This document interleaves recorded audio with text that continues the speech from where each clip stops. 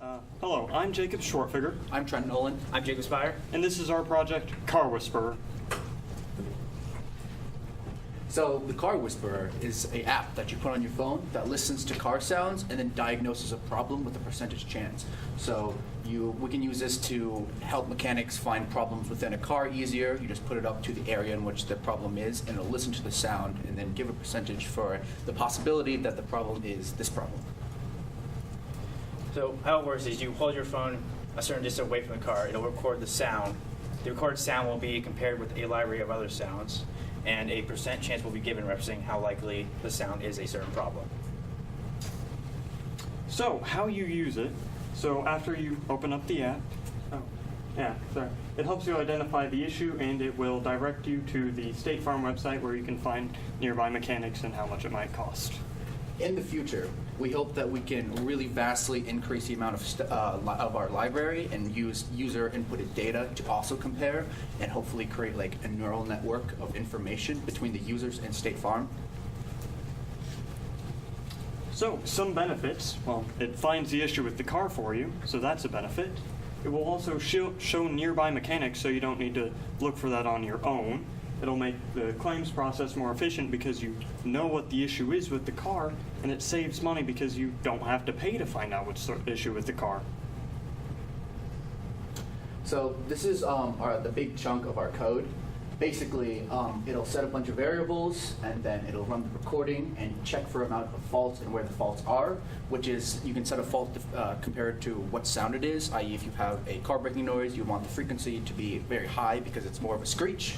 And then it'll check for the focuses, compare it to the original sound, i.e. the sound in the library, and then print out the amount of faults in both and where they are. Here is an example of code. This would be the areas in which the faults happen within the first code, the total number of faults of each of them, and the faults in the second ones. And if comparing these two like lists of numbers, you can tell how similar the sounds are to each other. This is going to be our prototype of it. So this is the home screen. You've got the car check tab, estimates tab, and library tab. The estimates tab and library tab don't really have anything in them yet, just so we didn't have time for that. But to go to recording, you have to click the car check tab. And from there, you can change the car make, the model, and the year, and where the sound is to increase the accuracy of the app itself. Because we have this little disclaimer down here, because it's not going to be 100% accurate. You click it to record. It'll tell you what it believes the issue is. Has that little disclaimer because, again, it's not 100% accurate. And then you can click below to go to the State Farm website to find nearby mechanics. We'd also like to thank our mentor, Mike Ogden, for helping us with this project. Thank you.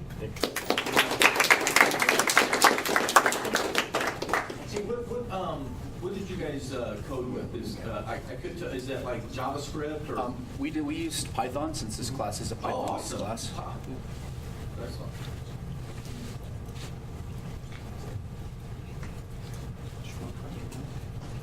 I think we're done. Yeah. Any of the students have any questions for your peers?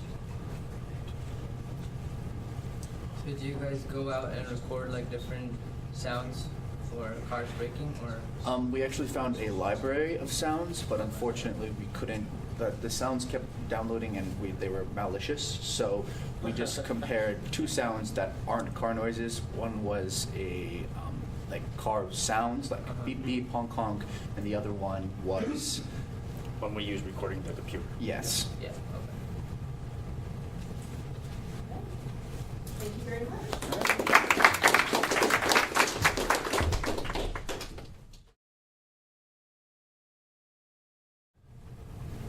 Hi, my name's Nikhil Pallam. I'm a beer route. I'm Xavier Scott, And I'm Jake Stewart. and our app was Get With The Program. Our app targets how athletes today disregard their usual stretching routine sometimes, and this will just prevent common injuries like pulling a hamstring or something. And it just tells you the specific warm-ups for each type of sport, because each sport utilizes different muscle groups specifically, and it just targets those muscles to get stretched out more.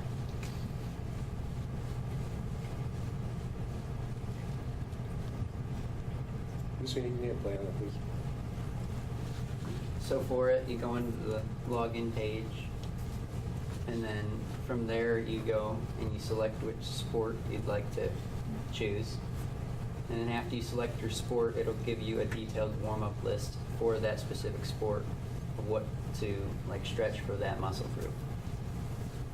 And then it would also have like a music tied in with it for while your warm-up routine is going on for each sport. All right, that's good.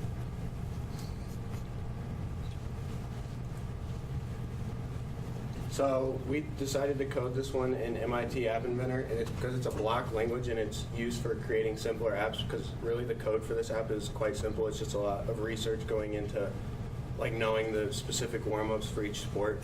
And then it's really easy to tie in an outside music app with a new app. So it has what we need for logins, for security, and then we have buttons. That's what we need to select the sport or select to hit the OK button at the very beginning or play music. And then we have the sport-specific warm-ups is what would be on the last page that you saw. And then the music link, you just link to Spotify or Apple Music or something like that. And then you're game ready because you're warmed up. Here's a little snippet of like some of our code that we had. It's really simple. As you can see, you just click buttons and it brings you to screens, and then those screens have certain things on them that they tell you what to do. So these are the two screenshots of our functioning screens that we made in Proto.io, and this is through MIT App Inventor. And so that's the welcome screen, and the OK button is to just like get you into the app. And then this is the second screen that pops up. And if you click on any one of these buttons, it takes you to the sport and lists the warm up. And then later with that, you can go and connect the music. And so a crucial part of our project was to create a Trello page. And so Trello is basically an online board where we could communicate with our mentor and really come up with a game plan for our app. So in Trello, this is a snippet of our board. So we created a backlog. So we wanted to really like plan out what we were going to do first. And so we said create a presentation and review the rubric because we wanted to meet all the needs. And then we just made different like blocks, like in progress block, needs review, done, and presentation. So this really helped organize our like game plan, and it just helped us make sure that we got everything done. And we'd also like to thank our mentor, Leon Lin, for making this. Never missed a day coming in. And do you guys have any questions? Yeah, I have a question for you. Sorry if I missed this. So when I select a sport and you're showing me the warm-ups that I need to do for that sport, is it a list, just words telling me, or is there a video, or is there Our idea pictures? was that it was going to have, like, if you needed an instructional video, then you could watch that at the beginning, and then it was just going to be on a timer. So then, like, one warm-up would pop up, like, say, jumping jacks. Do jumping jacks for 15 seconds. When that timer runs out, then another warm-up comes up and tells you what to do for there until you're done.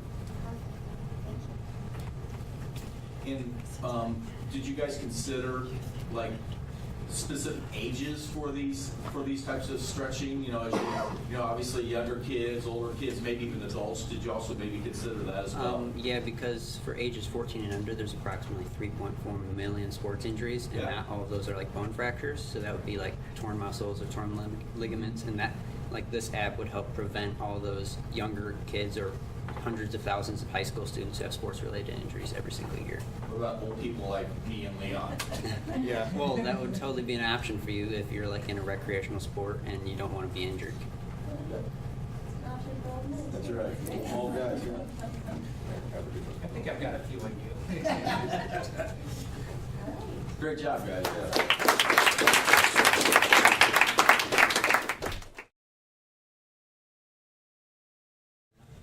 So in society today, as we've seen, two of the biggest problems that we face are illness and poverty. And both of these are very heavily intertwined since poor people cannot afford a proper medical assistance and people that are medically ill are not able to manage their finances properly. And because of that, we now present Family Aid, our solution to your medical and financial needs. So I'm Anant Hariharan, the project manager. Hi, I'm Tushar, the architectural design analyst. I'm Ved Kamavati, I'm the software developer. I'm Drew Reba, I'm the research analyst. So the mission of our app is to combat bad health and poverty. We do this through an intuitive interface that helps users find local medical services and gives good financial resources. So we did in-depth research about the current medical and financial systems nationwide, and in order to give our users the best and most accurate information.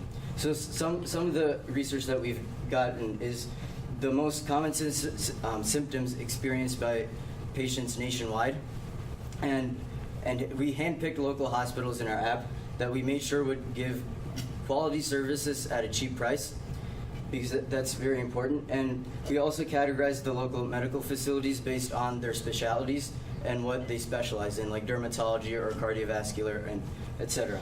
And we also did research on financial budget systems and how it can be affected by external factors. For the development process, we first assessed problems in our community, and for the first thing, we realized that illness and poverty are two of the main problems in society today. And we used the Trello board to maintain our progress and make sure that we were getting all things done at a moderate time. And we had routine checkups with our mentor and one another to make sure we're getting everything done, and we used advice from a mentor to change our app. So at first we were going for an interface that looked good, but the accessibility and the functionality wasn't there. But as we grew throughout the project, we realized that accessibility and usability should be our main focus.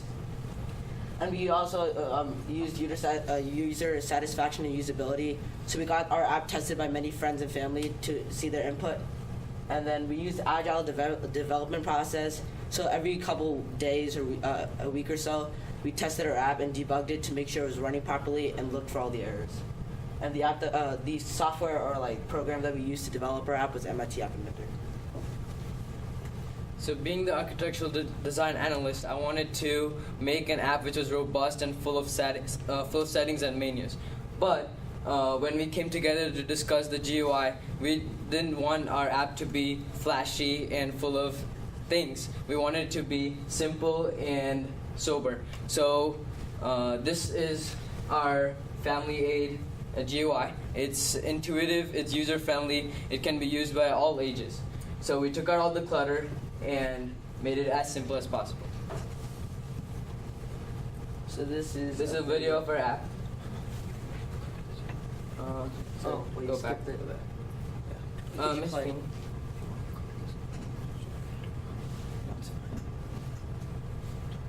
So what we're showing you is a rundown of our app.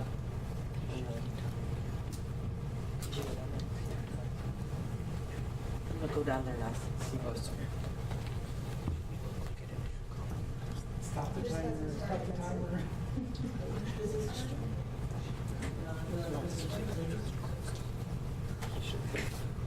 Wait, play the presentation. There's rundown. Huh? No, it's easy. We have a lot of stuff. I know.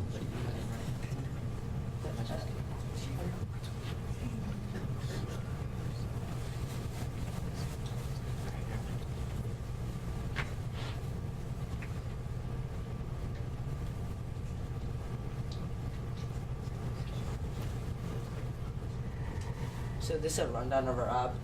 So since you don't have an account, you would most likely register. So you click on the register button, and then you would enter a username. And in this case, you guys use 123, and you enter a password, which is also 123 in this stage. And then you enter your email. So all the information of your financial and medical needs will be straight sent to your email when you go through it. So first we're going to Then you can go to medical, then conditions, choose a condition from the big list. So, and then you can check your results, which are stored on the app, or you can email it to your inbox to keep it in your inbox and keep it safe. So that's the email sent. And the hospitals that they choose will vary for each condition. So The this you financial. include your weekly income, your rent, and how much you plan to save, so that you could pay off your medical bills. And this shows the budget down here, and you can also email it to yourself if you want to save it that way as well. And if you don't have internet, you can keep it on the app, but you can also email it to yourself. This is the Gmail loading up. Like any other email, it will show up in your inbox. This is for the hospital data. The app sent automatically. And that's the financial data. So this is an easy way to keep track of all your stuff, and so that you can reference it whenever you need your medical information and your budget that you can keep track of. Thank you. Wait, and so you've seen so far how our development process, our research, and how our design has all come to produce this state-of-the-art app, which provides a great quality medical service, which provides local information about any condition you want. It also has a financial service that's tied into it to help you shape your budget and use everything very efficiently. And all of this can be sent in your inbox or stored on the local drive in the phone, so that it can be as accessible to you as you want. Questions?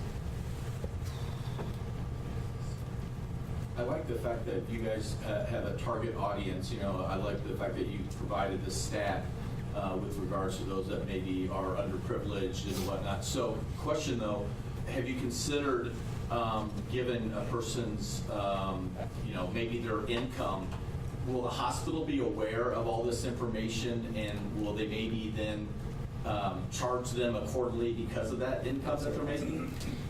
So that's in our backlog. So with the future revisions of the app, we will add like the insurance. You can put in your insurance and then notify your doctor or the hospital, and then they can get your data from your account, and they can plan accordingly. And we also plan to, like, the email functionality, when you get the budget and your medical assistance, we also plan to send that to the hospital of your choosing, so they could access that information as well. Yeah.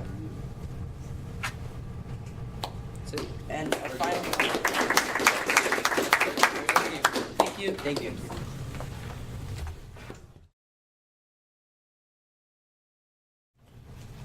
I'm Grace Nord, I'm Nick Kumar. I'm Jay Kelly. I'm Tommy Heidemann. and we created the Little Free Companion app. A large issue among children nowadays, especially in the United States that may live in a household that doesn't have access to a library, is literacy. And so there has been created an idea of little free libraries, which are boxes that you can find around your neighborhood, which are run by independent administrators, in which it acts upon the concept of take a book, leave a book. So you can take a book into the box, and you can also take a book to take home to your house. So we've created a companion app to help people figure out what is in those boxes.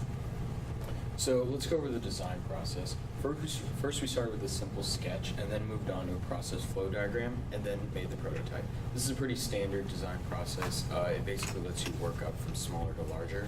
Writing it out on paper is a great way to plan it out. Making a flow diagram is a great way to add details, and then the prototype is basically what you want your final product to look similar to. Ms. Feeney, could you show our video? Hi, group members Nikhil Kumar, Grace Nord, Thomas Heidemann, and I created the concept for an app called My Little Companion. This app's intended purpose is to streamline the use of little free libraries within communities by giving the average person access to information about what books are currently stocked in which libraries. The app also gives users the ability to communicate with one another and the librarians that run each library. To begin, you start by logging in as either an administrator, a person responsible for a little free library, or a user, a person who does not own a little free library.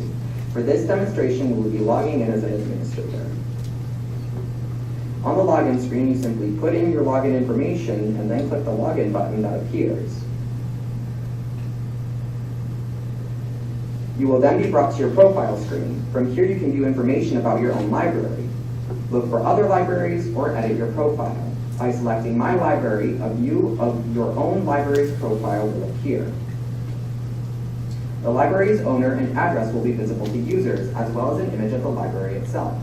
Scrolling down, you can view books currently in your library or add new ones. You can also select posts to see what other people are commenting about your library, or add your own comments. By selecting a book within your library, you can view the information of that book, such as the title, the author, or description. You can freely edit all of these information and select Save Changes so that others can see any edits you've made. You can also delete a book from your library if it is no longer in your library. We hope this prototype helped demonstrate what we want our app to achieve.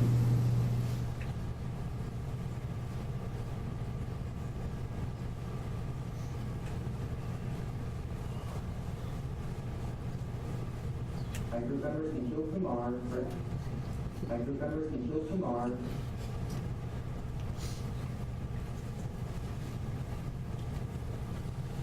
So first we created a simple sketch after we decided the idea of what we were going to create.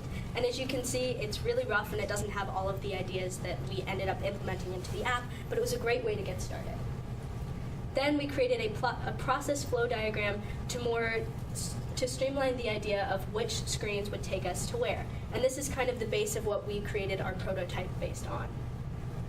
Okay, so one of the main things about this project was about like creating a backlog in our Trello board, which was huge, and the backlog was kind of like we knew like the big ideas of what we wanted to do and create with this project, and we then this kind of helped us then branch out to like individual tasks. So this kind of helped a lot too. So me and Nick worked together a lot on the development of the app, so through the Proto.io app, and also then Jake did a lot of the programming through Python that he'll show coming up, and then also Grace did a lot of the diagramming as well.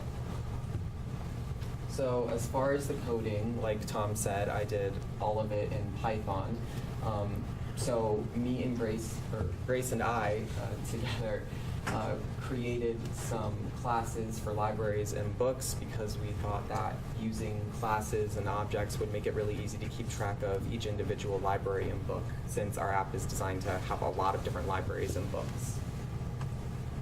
So this function just creates a library. All you need to do is input some basic information about the library's information, and it would create a library and add it to a dictionary of all of our libraries. This function lets you add a book to a library. You simply pick a library you want to add a book into and add in all of your details. This code lets you look at a library or a book, so you would simply select a library or a book that you want to look at, and it can give you all the details of that library and that book. This code lets you edit a book, so you would simply pick a book you wish to edit and give all of the new information that you want that book to have. And this final function lets you delete a book from a library, so pick a book and it'll just delete it from the library. So this is what we wish we could have done. Basically, with every project that you do, there's going to be a couple regrets that you have once the due date comes. And definitely the stuff that we wish we improved on was an ISBN scan. Every book that's, I think, published probably in the world has an ISBN code on the back. If we could make some kind of camera software that could scan that and add it a lot easier to the library, that'd definitely be the first thing that we would do. Communication, basically just networking, working around with the users and the administrators, making it easier to become an administrator in your neighborhood. And ways to show interest in the books are definitely ways that you could, like, I don't know, like flash, like, hey guys, I have this book, or I want this book, and kind of sharing it to make it a bit like a social network, but not too much. We'd like to thank our mentors who unfortunately could not be here today. And does the panel have any questions? Yeah, Jacob, you said that you did a lot of the coding in Python, right? How long have you been developing in Python? Is this the first time you've done it? I've been learning Python since last year when I took my first programming class. But this is, I think, one of the first projects where I've seriously been developing for an app like this. And obviously you guys had a lot of steps. Did Kelly help you guys with the whole agile process?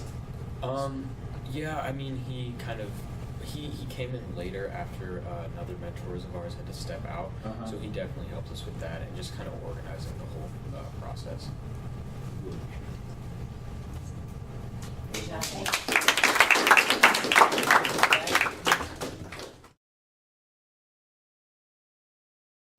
Okay, so we designed Rush, which is a community-based app that is a rideshare service that is designed for students to get a ride to school.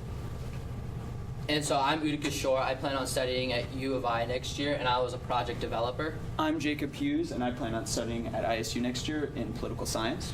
I'm Kyle Manning, and I'm going to be studying at Bradley next year, and I handle project requirements. Rush is it? Yeah. Rush is So a basically, safe, this is a rundown of our app and how it would work. It would work. Method of earning some money as an incentive.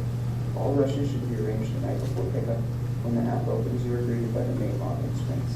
And here you have the option to either register a new account or log into an existing account. For example, when choosing to register a new account, you are brought to a new screen that prompts you to enter your first and last name, your grade level in school, and your zip code. The zip code would then be used to pull up a list of schools in that zip code area for visitors to choose from. After this, you would then be brought to a screen where the student would, in case of NCHS, put in their school email and their SIS number to confirm that they go to that school. After all of this, the student would then be able to schedule a ride. As an example, for going to school, you would put your house as a pickup location, you would select pickup, and then you would set the time for your run to be picked up. After this, you would then be given a list of available drivers in your area who can pick you up. And the passenger goes to clearly communicate with their driver, you're either calling over the phone or in the app texting function. Once the ride is over, you can rate your experience on the app and leave your comments, and the driver will also be able to rate his or her experience.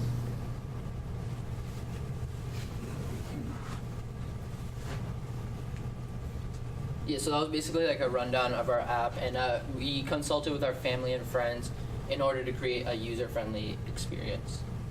And that's basically our Trello board documenting our entire progress and design of the app. And so the main vision we had behind the app was, as we stated at the start, to create a safe ride-sharing option for students at school, because a major problem for our school, in this case, is that students get into accidents quite frequently, both entering and exiting the parking lot. I can think of one most recently in which two students both backed into each other in the parking lot. And so with this app, it helps alleviate this problem, because if you do carpooling, that will reduce the number of cars in the parking lot, and thus reduces the amount of students who have a potential of getting into an accident with each other. And also, our app can be applied to potentially more than just our school, but we chose it for this presentation as the example. Oh.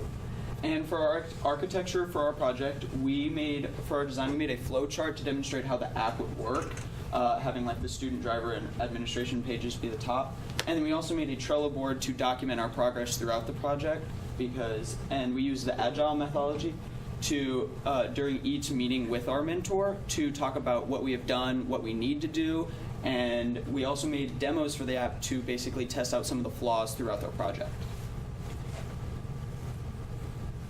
So if we were to make another prototype to build upon what we already built, we would include an option to request a ride immediately, because in our video we showed that you had to schedule or request a ride in advance. We would also add a group request option, so if you have a bunch of friends or if you have siblings. We also add driver discounts for if the driver drives a certain amount of days, or if they take a certain amount of people, or if the driver himself or herself would like to be a passenger. We would also like to add other forms of school verification. In the video, you might have seen that we only had the school email and the school SIS number. We would potentially add perhaps a letter of recommendation proving that the student is responsible enough to be a driver for our app. And we would also add ride notifications for the passenger, so the passenger understands when the driver is coming. And we would also add that for the school, so the school knows that that the students have arrived. And that is it. Are there any questions? So you talked about forms of school verification to verify that they actually do go to the school. Yeah. They're responsible. Is there verification of insurance or accident history or that sort of thing that you would consider? Yeah, we didn't. That was like our video was just showing like the passenger sign up and the passenger. We would also have like a login for or sign up to be a driver thing. So that would go under that.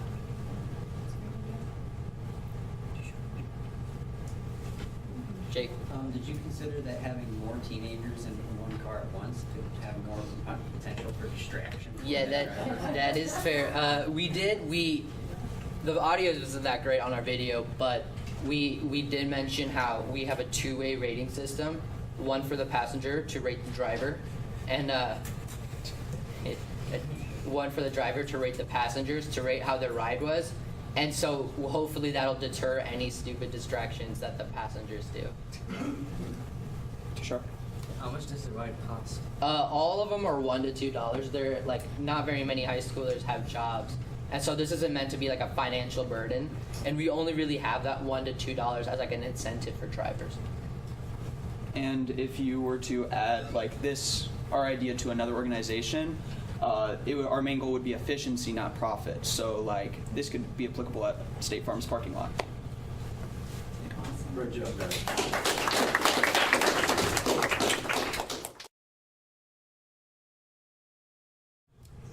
So our app is Foodhead. I'm Satya. I'm Justice. And Drew, our other group member, was unfortunately not able to be here. And our mentor is Michelle Rosario. So one of the problems we came up with when we were making this app is a lot of people had an indecision about where to eat. And according to the New York Post, on average, couples spend about 132 hours a year deciding on where to eat. That's approximately 2 hours and 32 minutes a week. And that's a big problem, especially when they're meaningless arguments about like where to eat, where they go back and forth. I don't care where we eat. Where do you want to go? I'll take you anywhere. And then just meaningless arguments. And also another problem we came up with is not knowing what restaurants are in a certain area. Because I know when I'm talking with my friends, they talk about restaurants, and I've never heard of them before. So our app can help you find restaurants that you've never seen. And when we were coming up with our research, we found stats, and we were able to create a pie chart. So people who often disagree about where to eat, that's about 60% of the couples that were involved. 18% of the people in the couples never disagreed, and there are 21.3% where they sometimes disagreed. So some of the basic app functionality is that it would list out multiple questions that you should fill out, as in like a survey form. And based on those questions, like type, what type of food, how far away, vegan-friendly options, etc., it would generate a list of restaurants that would be recommended for you. And once you fill out the questions, it will give you a list of restaurants, and you can scroll through the different restaurants, see the menus, locations, and it'll show you pictures of the food. You can also see user reviews that are put on the app by people who've been to the restaurant, and you can even write your own review after you've been to the restaurant, so you can give other people a taste of what the restaurant is like. So this would benefit the community greatly, and this would create less arguments between couples, which I figure could be really helpful. It would also yield a higher variety of restaurants for people to go to, which would make people, try new things. And also, it would create more business for smaller restaurants, because sometimes they don't get enough business, or like they don't have enough sales. So that would also help smaller businesses get more profits. So this is a video detailing what our app basically looks like. Okay, so here our Foodhead app. It says making food easy, which is our slogan. So we can go ahead and jump right into it here. It says, we know how difficult it is to decide on a restaurant, so with Foodhead, we can ensure you'll have the perfect meal for you. So if we click find restaurants, we can go ahead and start us on the quiz. And the quiz is a few different questions for us to ask, and it'll narrow down your search. So, for example, we have dine and drive-through, which meal of the day you want to eat, what type of food you want to eat at, how close it is to you, driving distance-wise, whether or not they have a kid-friendly menu, and then if they have any food allergies or dietary restrictions at the restaurant. So if we go ahead and do an example of this, let's say we want to dine in at a restaurant somewhere, so we can go ahead and highlight that. And they have which meal of the day, so let's say we want to eat breakfast, and for type of food, you have to choose breakfast again here. And how close it is, we didn't really have a preference on where we want to eat at, so we can highlight all three of these at once. Then for a kid menu, say we had kids we want to take to the restaurant with us, we can highlight the option that they have a kid-friendly menu.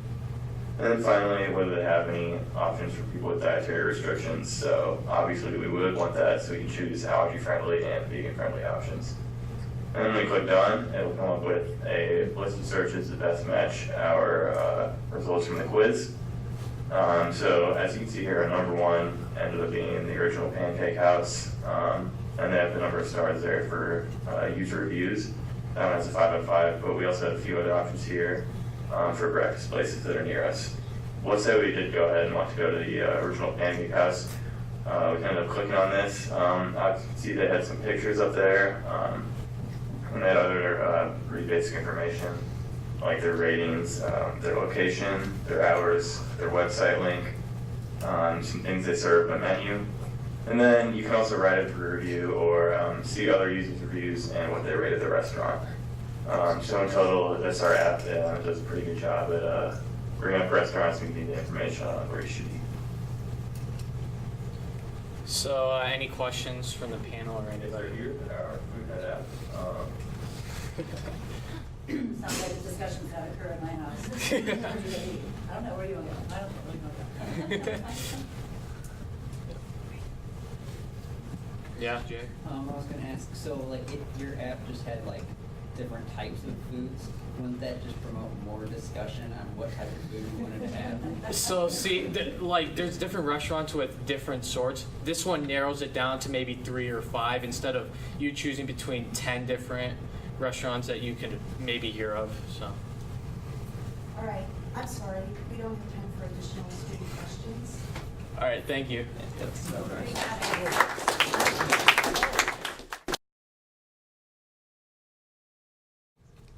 Hi, I'm Ethan Swan. I'm Ethan Oliver.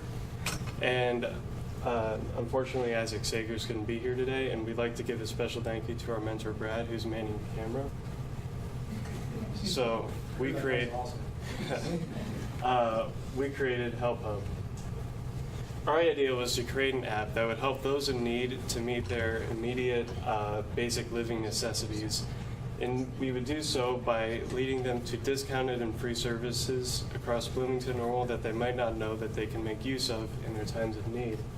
This is a portal for transportation, food, employment, and housing resources that might be more obscure or not very well known to them.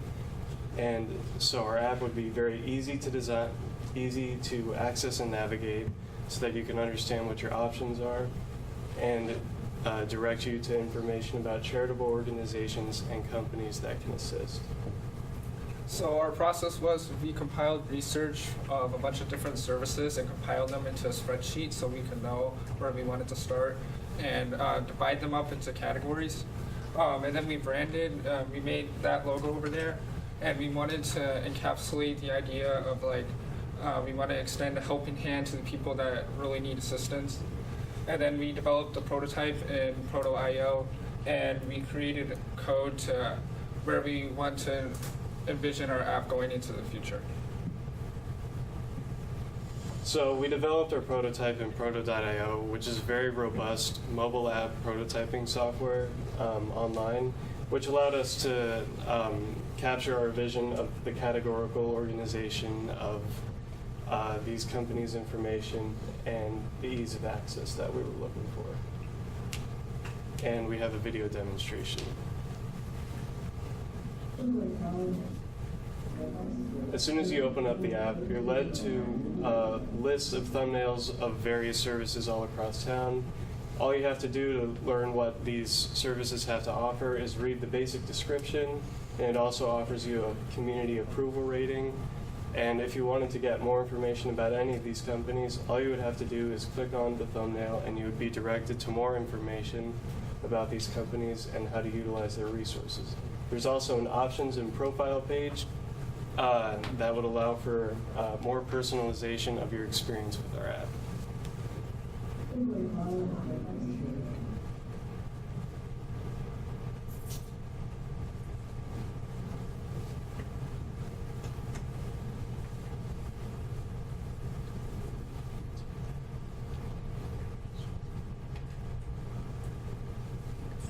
So this is the code that we created in MIT App Inventor just to sort of model where we were going to go in the future with this.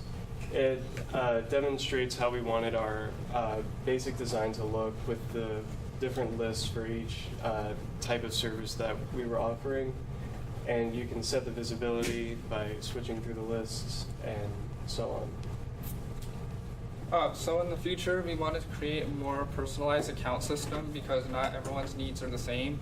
And we want to fully develop code for a possible launch of this app and incorporate more services, not just here in the Bloomington Normal area. Thank you very much. Any questions?